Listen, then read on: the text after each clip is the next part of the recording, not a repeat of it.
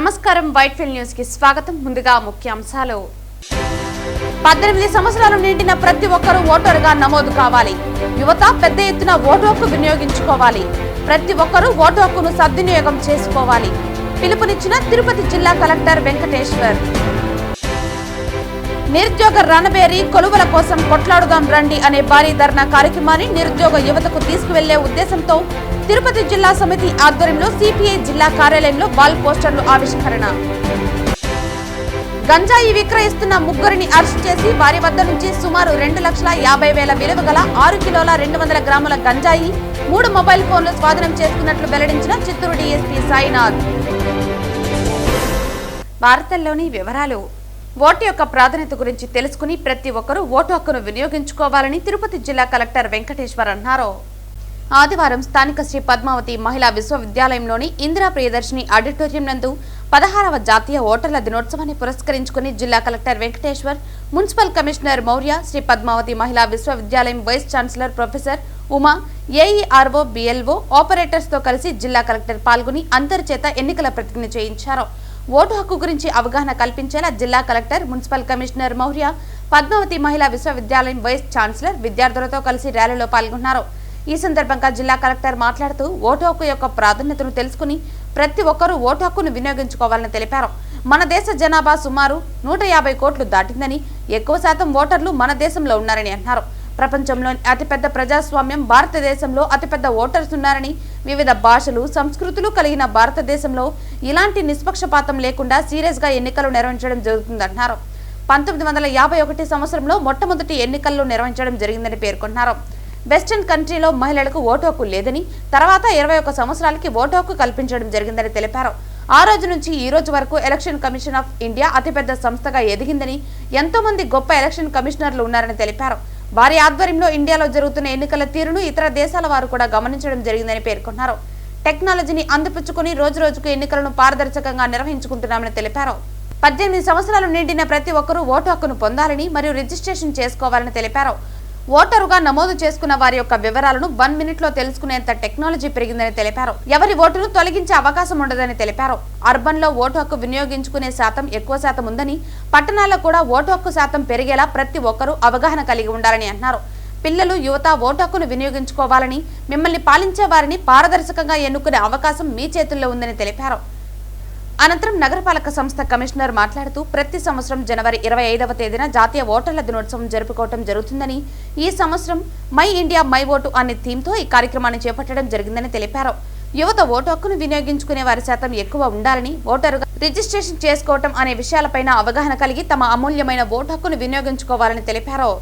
ఈ కార్యక్రమంలో ఎన్నికల కార్యక్రమాలలో ప్రతిభ కనబర్చిన ఏఈఆర్ఓ, బిఎల్ఓ, ఆపరేటర్ కు బెస్ట్ ఎలక్టోరల్ ప్రాక్టీస్ ప్రశంసా పత్రాలు జిల్లా కలెక్టర్ అందజేశారు. జాతీయ ఓటర్ల దినోత్సవం అంశంపై కాంపిటీషన్ లో పాల్గొని విజేతలైన విద్యార్థులకు సర్టిఫికెట్లు జిల్లా కలెక్టర్ అందజేశారు.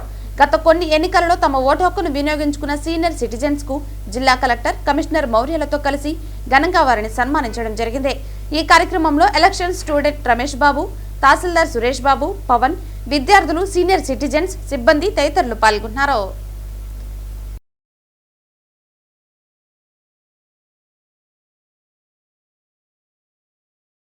రథసప్తమి పురస్కరించుకుని 108 సార్లు సామూహిక సూర్య నమస్కారాల అభ్యాస కార్యక్రమాన్ని పతాంజలి యోగా సమితి ఆధ్వర్యంలో ప్రకాశం పార్క్ లో ఆదివారం ఉదయం జరిగింది.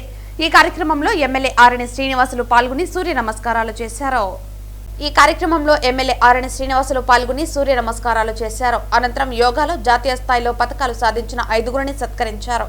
ప్రధానమంత్రి నరేంద్ర మోదీ, ముఖ్యమంత్రి చంద్రబాబు నాయుడు రాజకీయ ప్రభుత్వ కార్యక్రమాల్లో బిజీగా ఉన్న క్రమం తప్పకుండా యోగాతో పాటు ధ్యానం చేస్తూ ఒత్తిడి లేకుండా తమ విధులు నిర్వహిస్తున్నారని ఎమ్మెల్యే ఆరణి శ్రీనివాసులు తెలిపారు.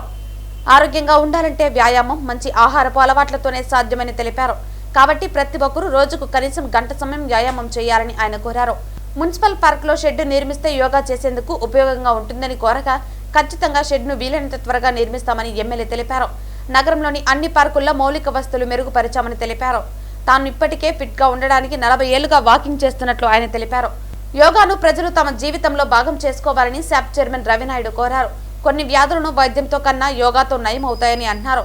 ప్రధానమంత్రి నరేంద్ర మోదీ, ముఖ్యమంత్రి చంద్రబాబు నాయుడులు నిత్యం యోగా చేస్తూ ఉండడంతో యువతకు దీటుగా పనిచేస్తున్నారని తెలిపారు. యోగాను శాప్ గుర్తించి పెద్దపీట వేసిందని ఆయన తెలిపారు. ఉద్యోగాల్లో క్రీడా కోటాను 2 నుంచి 3% ముఖ్యమంత్రి చంద్రబాబు నాయుడు పెంచారని, దీనివల్ల ఎంతో మందికి లబ్ధి చేకూరుతుందని ఆయన తెలిపారు. అలాగే జాతీయ అంతర్జాతీయ పోటీల్లో పతకాలు సాధించిన క్రీడాకారులకు ఇచ్చే బహుమతిని భారీగా ఎన్టీఏ కూటమి ప్రభుత్వం పెంచిందని ఆయన గుర్తు చేశారు. కాగా ఉమ్మడి చిత్తూరు జిల్లాలో యోగా వ్యాప్తికి తాము పూర్తి స్థాయిలో కృషి చేస్తున్నట్లు పతంజలి యోగా సమితి అధ్యక్షుడు కృష్ణ తెలిపారు. ఇప్పటి వరకు 40 మంది యోగా టీచర్లను తయారు చేసినట్లు ఆయన తెలిపారు. యోగాకు సాయి శాప్లు గుర్తింపు ఇవ్వడం సంతోషంగా ఉందని ఆయన తెలిపారు. విద్యార్థులు యువత యోగాను ప్రాక్టీస్ చేసేందుకు ముందుకు రావాలని ఆయన కోరారు. ఈ కార్యక్రమంలో deputy mayor RC Munikrishna, corporator Varikuntla Narayana, BC Jagannatham, Singamsetti Subbaramaiah, Arcot Krishnaprasad తదితరులు పాల్గొన్నారు. జనవరి 30వ తేదీన విజయవాడ ధర్నా చౌక్ నందు నిర్వహించనున్న నిరుద్యోగ రణబేరి కొలువుల కోసం కొట్లాడుదాం రండి అనే భారీ ధర్నా కార్యక్రమాన్ని నిరుద్యోగ యువతకు తీసుకువెళ్లే ఉద్దేశంతో తిరుపతి జిల్లా సమితి ఆధ్వర్యంలో సిపిఐ జిల్లా కార్యాలయంలో వాల్ పోస్టర్లను ఆవిష్కరించడం జరిగింది. ఈ సందర్భంగా ఏఐవైఎఫ్ రాష్ట్ర ఆర్గనైజేషన్ కార్యదర్శి సంతోష్ కుమార్ మాట్లాడుతూ ఆంధ్రప్రదేశ్ రాష్ట్రంలో నిరుద్యోగ సమస్య రోజురోజుకు తీవ్రమవుతోందని ఆవేదన వ్యక్తం చేశారు. లక్షలాది యువత చదువులు పూర్తి చేసుకుని ఉద్యోగాల కోసం ఏళ్ల తరబడి ఎదురు చూస్తూ తీవ్ర నిరాశలో మంగిపోతున్నారని తెలిపారు. ఎన్నికల ముందు అధికార పార్టీ యువతకు ఇచ్చిన హామీలు ఇప్పటి వరకు అమలు కాకపోవడం వల్ల యువతలో తీవ్ర ఆగ్రహం నెలకొందని అన్నారు. ఇప్పటి వరకు ప్రభుత్వం స్పష్టమైన జాబ్ క్యాలెండర్ను విడుదల చేయలేదని, నిరుద్యోగ యువతకు ఇస్తామని ప్రకటించిన నిరుద్యోగ వృత్తిని అమలు చేయలేదని విమర్శించారు.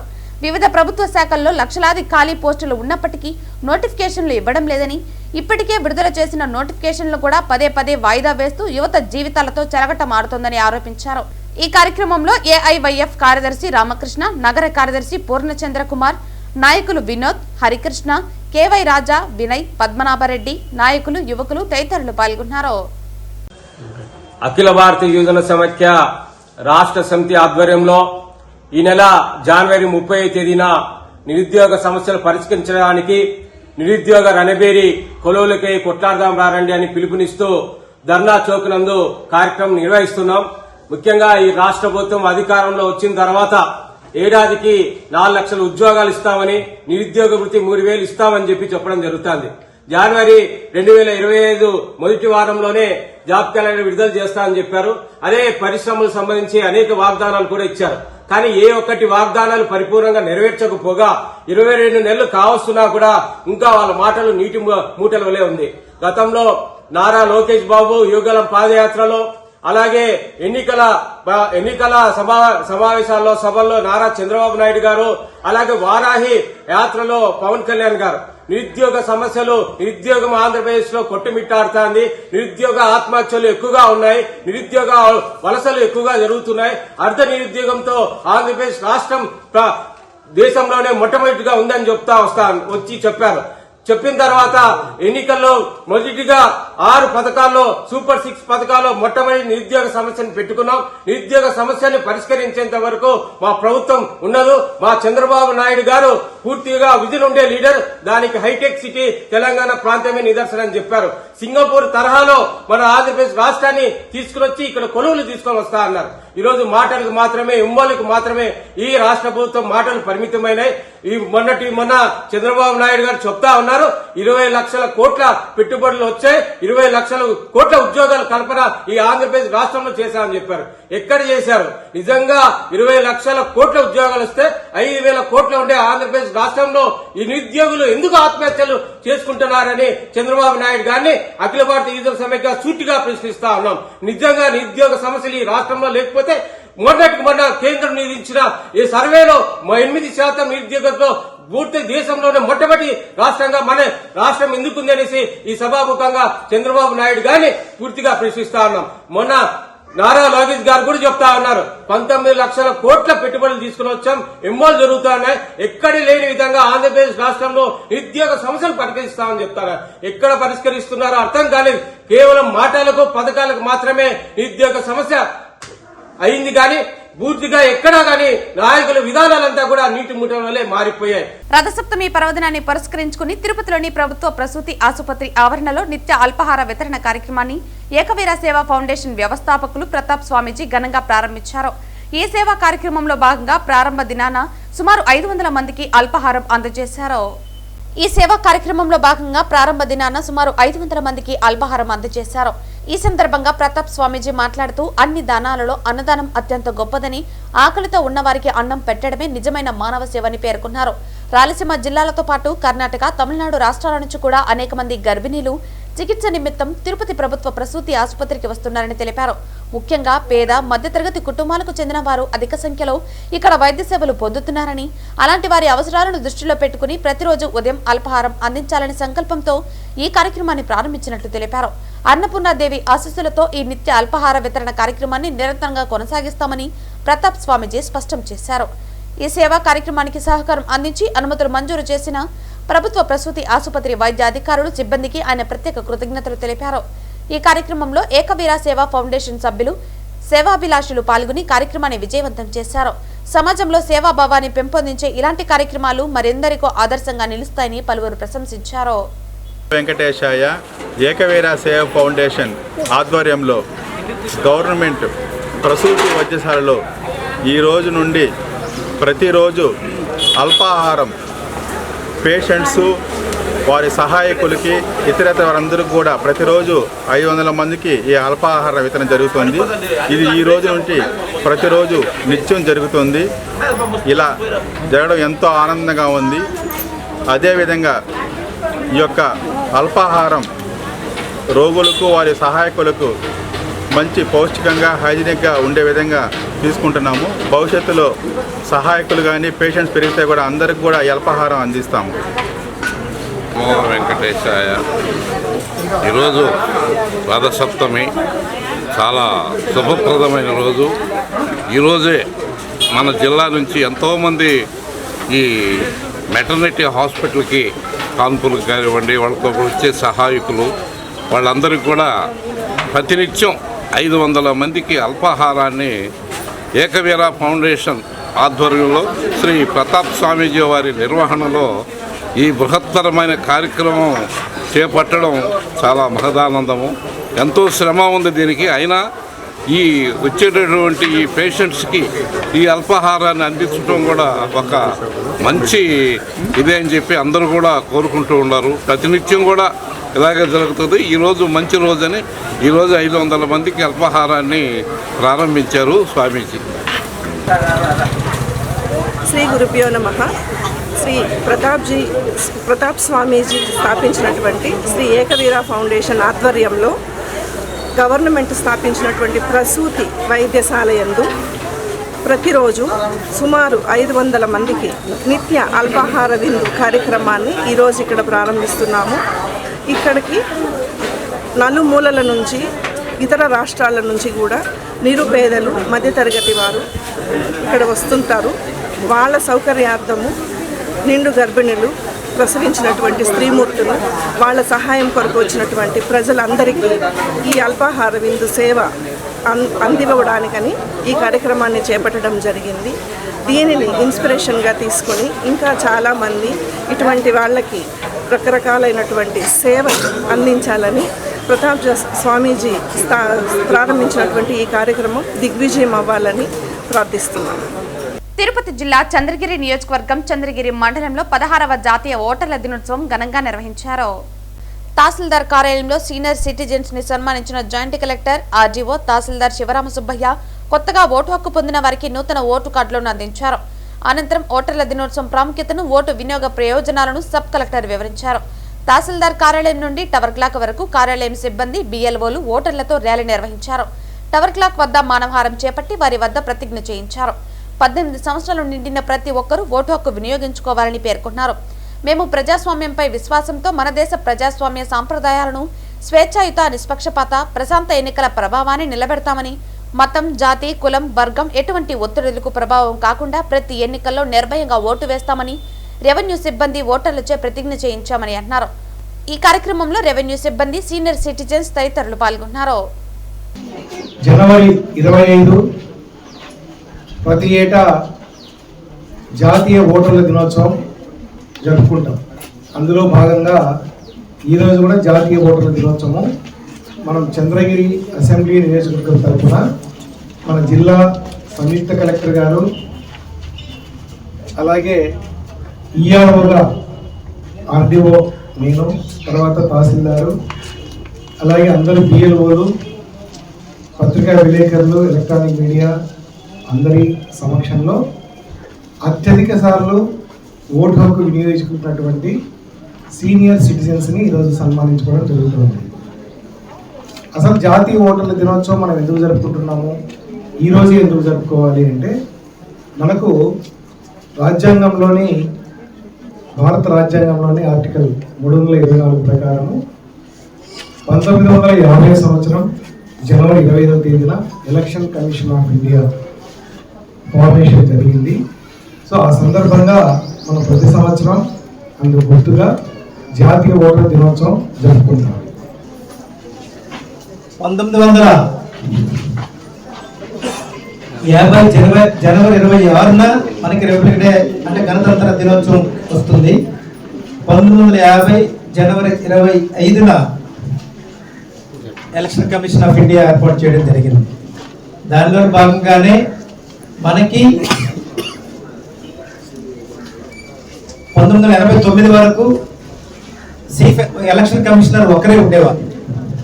1989 నుంచి ఎలక్షన్ కమిషనర్లు, చీఫ్ ఎలక్షన్ కమిషనర్, ఇద్దరు కమిషనర్లు, మొత్తం మెంబర్స్ కలిపి త్రిసభ్య కమిటీగా ఎలక్షన్ కమిషన్ అనేది ఏర్పాటు చేయడం జరిగింది. ఎలక్షన్ కమిషన్ అటానమస్ బాడీ, స్వయం ప్రతిపత్తి కలిగిన సంస్థ. ఏ పార్టీకి అనుకూలంగా కానీ ఏ పార్టీకి వ్యతిరేకంగా కానీ ఎలక్షన్ కమిషన్ పని చేయదు. ప్రజాస్వామ్యాన్ని, భారత ప్రజల చేతుల్లో ఉన్నటువంటి ఓటు హక్కును వినియోగించుకోవడానికి ఎలక్షన్ కమిషన్ అన్ని రకాల చర్యలు తీసుకుంటుంది. ప్రధానంగా శాసనసభలు, రాష్ట్ర శాసనసభలకు, పార్లమెంటుకు, రాష్ట్రపతి, ఉపరాష్ట్రపతి ఎన్నికలకు కూడా ఎలక్షన్ కమిషనే నిర్వహిస్తుంది. ఓటర్ లిస్టు తయారు చేస్తుంది. ఇది ఇక్కడ మనం విశేషించదగిన విషయం ఏంటంటే, మనకంటే చాలా అభివృద్ధి చెందిన దేశాలు తొందరగా స్వాతంత్ర్యాన్ని పొందాయి.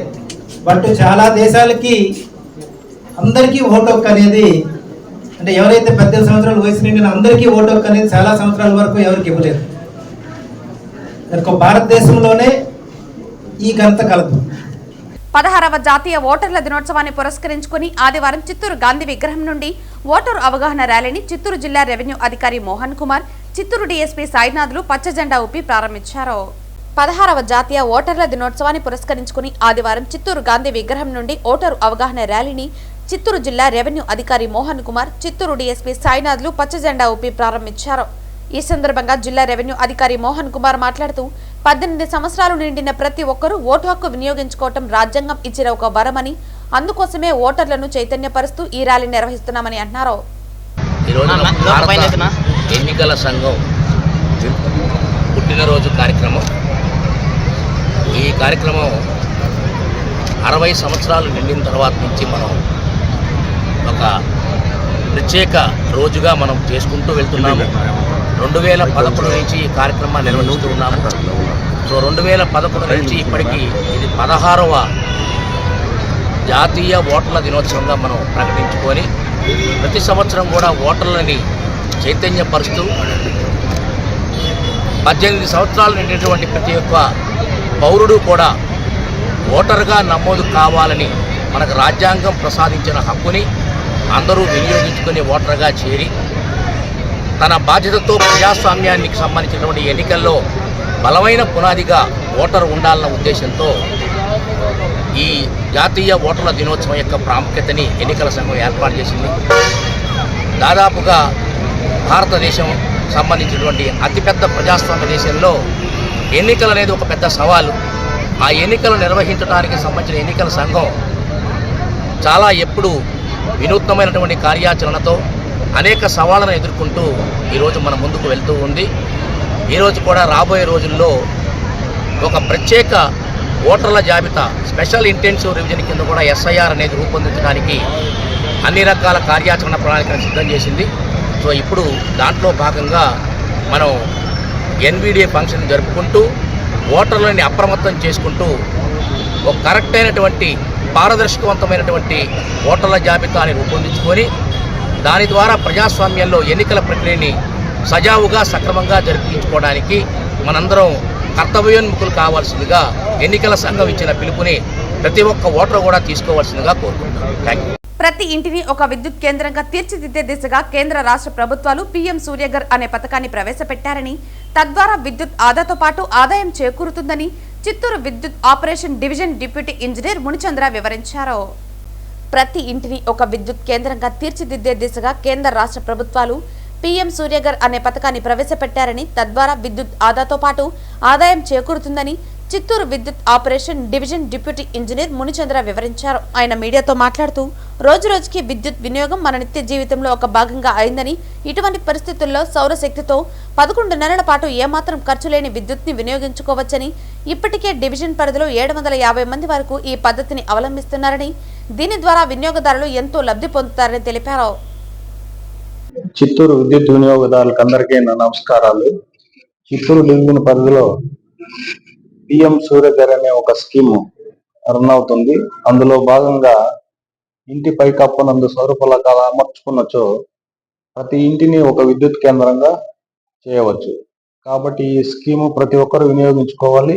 ఈ స్కీమ్ లో ఏమంటే 2 కిలోవాట్స్ 3 కిలోవాట్స్ అని ఇది ఉన్నాయి. దాంట్లో 2 కిలోవాట్స్ 60,000 అనేది మనకు గవర్నమెంట్ నుంచి సబ్సిడీ వస్తుంది. అదే విధంగా 3 కిలోవాట్స్ 78,000 సబ్సిడీ ఉంది. దాదాపు ఇప్పటికీ 750 మంది కన్జ్యూమర్లు ఈ పిఎం సూర్యఘర్ అనేది వినియోగించుకున్నారు. వాళ్ళకందరికీ యూనిట్స్ బాగా జీరో బిల్స్ వస్తున్నాయి. కాబట్టి ప్రతి ఒక్కరు ఈ అవకాశాన్ని వినియోగించుకోవాలి. ఎందుకంటే ప్రతిరోజు విద్యుత్ వినియోగం అనేది పెరిగిపోతా ఉన్నది. మన దైనందిక కార్యక్రమంలో విద్యుత్ కూడా ఒక భాగం అయిపోయింది. లేచినప్పటి నుంచి నైట్ పడుకున్న తర్వాత కూడా మనం విద్యుత్ పరంగా అనేక ఉపయోగాలు ఉన్నాయి. కాబట్టి ప్రతి ఒక్కరూ విద్యుత్ జనరేషన్ అనేది వాళ్ళ ఇంట్లోనే చేసుకోవచ్చు. వాళ్ళకి బిల్లు ఆదాతో పాటు వాళ్ళకి ఇన్కమ్ కూడా వస్తుంది. ఏ విధంగా అంటే సపోజ్ వాళ్ళు జనరేషన్ 300 యూనిట్లు అయ్యి వాళ్ళు వాడకం 200 యూనిట్లు ఉంటే 100 యూనిట్లకు డిపార్ట్మెంట్ వారు ₹2 లెక్కన వాళ్ళ అకౌంట్ లో జమ చేస్తారు. కాబట్టి ప్రతి ఒక్కరు ఈ అవకాశాన్ని వినియోగించుకోండి. ఎందుకంటే సబ్సిడీ అనేది ఇంతకు ముందు లేకుండా ఉన్నింది. ఇప్పుడు మనకు గవర్నమెంట్ వారు సబ్సిడీ ఇచ్చారు. ప్రతి ఒక్కరు ఈ అవకాశాన్ని వినియోగించుకోవాలి. అదేవిధంగా మనకు ఎలక్ట్రిసిటీ అనేది దైనందిక కార్యక్రమంలో ఒక భాగం అయిపోయింది. కాబట్టి దీన్ని పొదుపుగా వాడుకునేది కూడా ఇంపార్టెంట్. ఉత్పత్తి ఎంత అవసరమో పొదుపు అనేది అంతే అవసరము. కాబట్టి ప్రతి ఒక్కరు విద్యుత్తుని పొదుపు చేసుకొని డబ్బు ఆదా చేసుకోండి. అదేవిధంగా పర్యావరణాన్ని కూడా కాపాడవలసిందిగా కోరుతున్నాం. కమర్షియల్ కన్జ్యూమర్లు దాదాపు ఒక 80 మంది దాకా యూజ్ చేసుకున్నారు. డొమెస్టిక్ కన్జ్యూమర్లు 750 దాకా మన డివిజన్ పరిధిలో ఆల్రెడీ ప్రొవైడ్ చేశాం. దీనివల్ల చాలా మంది కన్జ్యూమర్లు మేము సర్వే చేయడం జరిగింది. ప్రతి ఒక్కరు మాకు ఈ బిల్లు చాలా తగ్గింది, జీరో బిల్స్ వస్తున్నాయి అని తెలియజేశారు.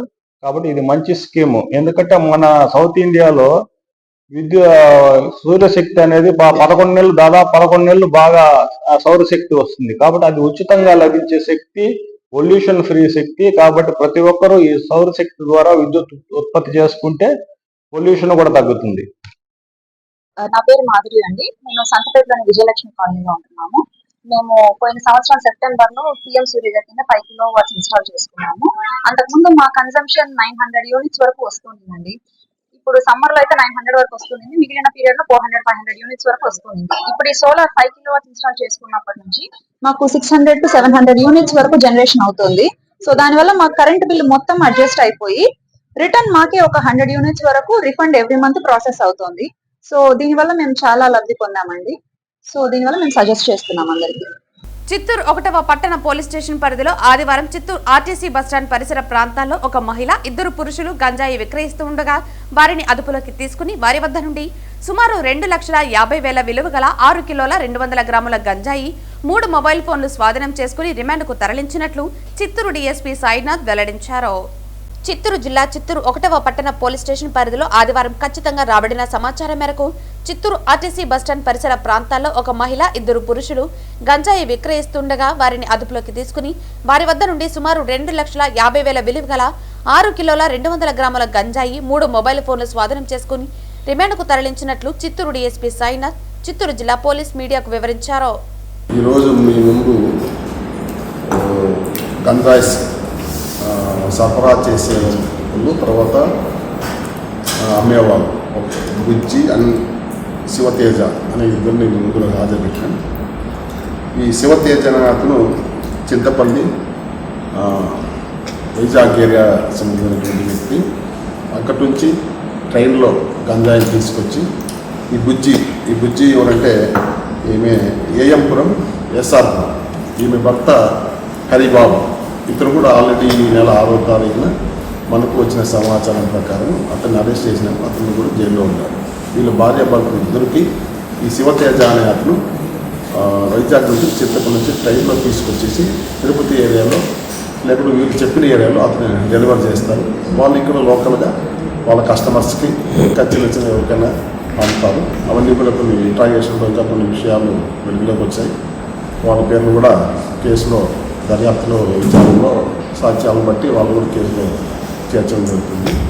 ముఖ్యంగా ఈ సందర్భంగా నేను తెలియజేసేది ఏమంటే వీటిపైన ఈ మధ్యకాలంలో నాకు జిల్లా ఎస్పీ తుషార డ్యూటీ ఐపీఎస్ గారు గట్టి నిఘా పెట్టి మన చిత్తూరు పట్టణాన్ని గంజాయి రహిత పట్టణంగా తీర్చిదిద్దాలని మాకు క్రైమ్ మీటింగ్ సమావేశంలోనూ డైలీ కాన్ఫరెన్స్లోనూ సిబ్బంది అందరికీ చెప్తూ ఉంటారు. అందులో భాగంగా చిత్తూరు 1 టౌన్ సిఐకి వాళ్ళ సిబ్బందికి ఈరోజు వచ్చిన సమాచారం ప్రకారం మన ఆర్టీసీ బస్టాండ్ వెనకాల వీళ్ళిద్దరూ అనుమానాస్పదంగా ఉంటే ఖచ్చితంగా అనుకున్న సమాచారం ప్రకారం పట్టుకొని వాళ్ళ దగ్గర మీ ముందు ప్రవేశపెట్టినటువంటి 2 బ్యాగులు, ఇది ఒక్కొక్క బ్యాగ్లో 2 కలిసి ప్యాకెట్స్ 6 కిలోల 200 గ్రాములు తర్వాత వాళ్ళు నేరానికి ఉపయోగించేటువంటి మొబైల్స్ పై కూడా పెద్ద మనుషుల సమక్షంలో రెవెన్యూ అధికారుల సమక్షంలో సీజ్ చేసి కేసు నమోదు చేయడం. ఎంత వాల్యూ సార్? మొత్తం టోటల్గా గంజాయి 1.5 lakh, ఇప్పుడు మొత్తం 2.5 lakhs. అంటే గతంలో వీళ్ళపైన కేసులు ఇదే గంజా కేసు ఉన్నాయి. బుజ్జి పైన ఉంది, శివతేజ్ పైన బైండ్ కేసు ఉన్నాయి. కొద్దిగా ఇంకా మనం అక్కడ పోలీసులతో విచారిస్తే, ఎందుకంటే ఇతను వైజాగ్ ప్రాంతం కాబట్టి మనం అక్కడ పోలీసులు కనుక్కున్న తర్వాత ఇంకా కేసులో అతను నేర్చుకుంటే మనకు తెలుస్తుంది. తిరుమలలో రథసప్తమి వేడుకలు వైభవంగా సాగుతున్నాయి. వివిధ వాహనాలను శ్రీ మలయప్ప స్వామి అధిరోహించి భక్తులను కటాక్షించారు. తిరుమలలో రథసప్తమి వేడుకలు వైభవంగా సాగుతున్నాయి. వివిధ వాహనాలను శ్రీ మలయప్ప స్వామి అధిరోహించి భక్తులను కటాక్షించారు. రథసప్తమి వేడుకలలో భాగంగా శ్రీవారు హనుమంత వాహనంపై మాడ వీధులలో ఊరేగుతూ భక్తులకు దర్శనమిచ్చారు. చిరంజీవి అయిన హనుమంతుడు శ్రీనివాసుని భుజస్కంధాపై మోస్తూ తిరుమాడ వీధులలో ఊరేగారు. హనుమంతుడు రాముని నమ్మిన బంటు. త్రేతాయుగంలో తనకు అపార సేవలందించిన ఆ భక్తాగ్రేశ్వరుని తాను మర్చిపోలేదంటూ ఆ బంటుకే తన సేవా భాగ్యం కలిగించిన సందర్భంలో ఈ వాహన సేవ జరుగుతుంది. విశేష పుష్ప అలంకరణతో స్వామివారు అంజనీపుత్రునిపై ఆసనులై భక్తులకు దర్శనమిస్తున్నారు. ఈ సేవా సమయంలో స్వామివారిని దర్శించుకుంటే బుద్ధి, బలం, ధైర్యం, ఆరోగ్యం లాంటి సద్గుణాలు ప్రాప్తిస్తాయని భక్తుల విశ్వాసం.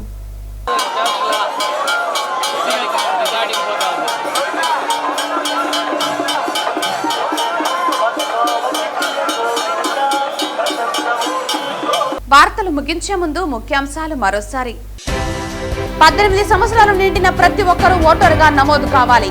యువత పెద్ద ఎత్తున ఓటు హక్కు వినియోగించుకోవాలి. ప్రతి ఒక్కరూ ఓటు హక్కును సద్వినియోగం చేసుకోవాలి.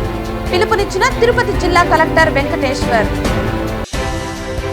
నిరుద్యోగ రణబేరి కొలువుల కోసం కొట్లాడుదాం రండి అనే భారీ ధర్నా కార్యక్రమాన్ని నిరుద్యోగ యువతకు తీసుకువెళ్లే ఉద్దేశంతో తిరుపతి జిల్లా సమితి ఆధ్వర్యంలో సిపిఐ జిల్లా కార్యాలయంలో వాల్ పోస్టర్లు ఆవిష్కరణ.